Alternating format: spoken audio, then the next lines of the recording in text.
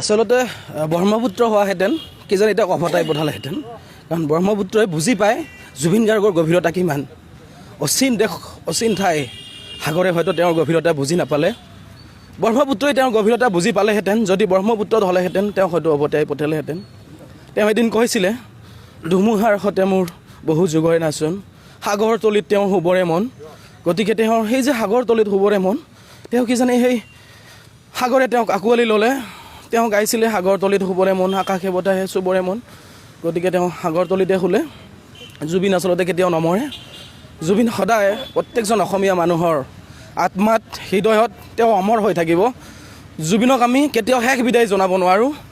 অসমীয়া জাতি আমি জুবিনক বিদায় জনাবই নোৱাৰোঁ আমি কেতিয়াও জুবিনক বিদায় নজনাওঁ জুবিন সদায় আমাৰ মাজত আছে তেওঁ শৰীৰ অশৰীৰী যেনেকৈ নহওক তেওঁ আমাৰ মাজত আছে আমি অসমীয়া জাতিয়ে জুবিনক বিদায় জনাব নোৱাৰোঁ তেওঁৰ গভীৰতা আমি সমগ্ৰ অসমে বুজি পাওঁ অচিন দেশত অচিন সাগৰৰ তলিত তেওঁ মানে হৈ থাকিলে আমি অসমীয়া জাতি সদায় তেওঁৰ কাষত আছোঁ সদায় তেওঁ আমাৰ কাষত আছে বিশাল এখন আকাশ জুবিন আৰু সেই আকাশৰ তলত আমি সকলো অসমীয়া জাতিয়ে থিয় হৈ থাকিম আমি দুটা